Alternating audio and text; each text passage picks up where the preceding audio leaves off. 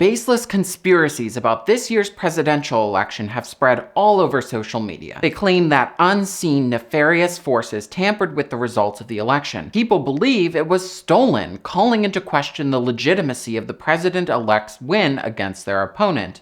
If these claims sound familiar, that's because they echo the sentiments of the crazed mob that stormed the Capitol on January 6th, 2021. Only this time they come from the left, rather than right-wing MAGA Republicans. The same group criticizing these right-wing Trump supporters for being crazy have become the crazy ones. But how did we lose the plot here? To understand this, we must go back to 2016, when Hillary Clinton seemed poised to win the presidential election against her opponent, Donald Trump. Pollsters forecasted that likely voters would choose Clinton over Trump in the critical swing states required to win, but we now know that wasn't the case. Trump appealed to rural voters without college degrees like never before, and pollsters who formerly expected this demographic of voters not to show up in droves were shocked to see how inaccurate their profile of a likely voter was. The blue wall fell, and Trump secured enough electoral college votes to win. This shocked Democrats, who were complacent and believed that they had the election in the bag the whole time. After all, how could any reasonable person vote for Donald Trump? The future, predicted by experts, seemed certain to them when it wasn't. So, have left-leaning Democratic voters learned at all from this? Of course they haven't. The 2020 election went much better for Democrats, but Biden only won by tens of thousands of votes in the swing states, not hundreds of thousands. It was a decisive yet narrow win. The reality that Biden's victory was far from certain led to record-high voter turnout.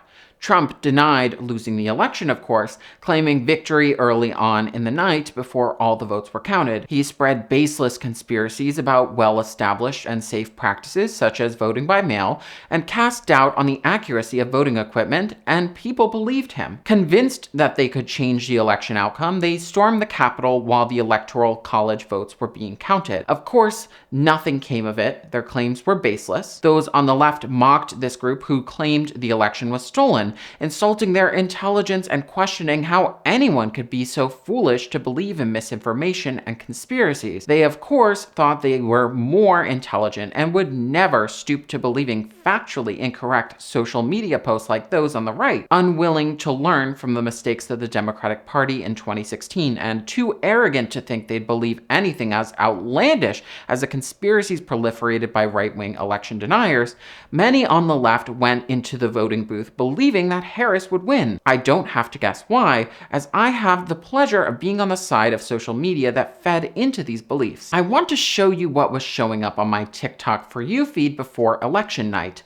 Wildly optimistic predictions of a Harris win, with every swing state and, in one man's map, Florida and Texas turning blue. Of course, I wanted to believe these predictions were accurate, but my reaction to maps like that guy's was, oh honey, bless your heart, but that's not going to happen. These predictions did not align with the mainstream view of pollsters at the time, who said that either candidate had an equal chance of winning. Despite the mainstream view, TikToks latched on to outlier polls like Ann Seltzer's Iowa poll, showing Harris had a significant lead over Trump in a deep red state. They pointed to Alan Lichtman's prediction that Harris would win as well, as he accurately predicted both Trump and Biden's win in the two previous election cycles. We would later learn that the predictions of these storied pollsters and election forecasters were wrong. Trump won decisively, securing a victory in the Electoral College and the popular vote.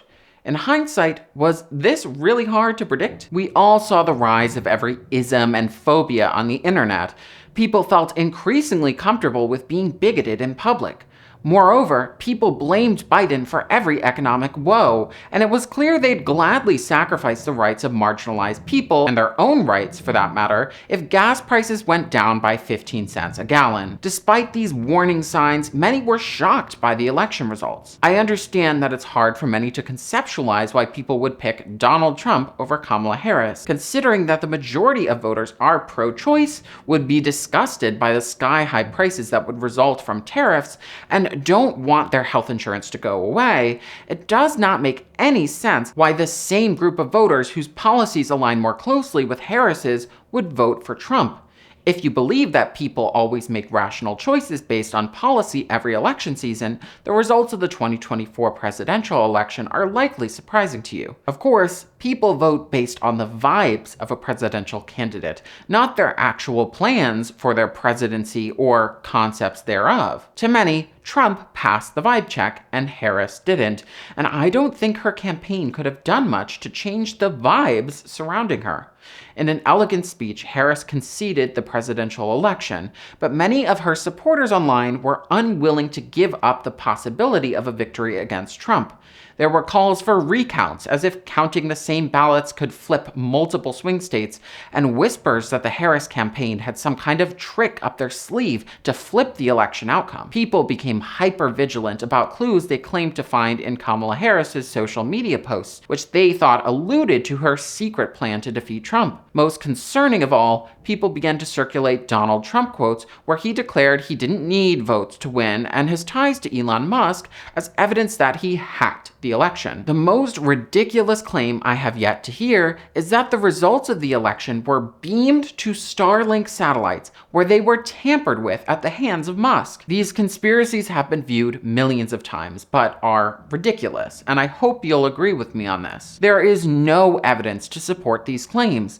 The fact-checking website Snopes outlines that federal certification requires that voting systems cannot be connected to the internet and that results are encrypted and therefore can't be easily tampered with. Snopes contacted election officials in all of the swing states who confirmed that election systems are not connected to satellite internet and any networks they used are closed. Despite these facts, people on TikTok continue to post videos implying that nefarious activities went down on election night and that Trump didn't play fair. She's still trying to fight and still trying to ask a recount, and it's still continuing on. They will then do the recount and all of that other stuff and see that it was fraud. I knew there was something up. As soon as I saw Elon and he was being a little too annoying by coming out on the internet, I knew something was wrong. There's all these videos, people who have way more proof and, things that they're pointing to than I do, right? I'm just looking at the story of it all, and the story don't make sense. These videos concern me, as they make claims eerily similar to those of Republicans who denied the outcome of the 2020 election. The comments under these videos indicate that many on the left have gone off the deep end.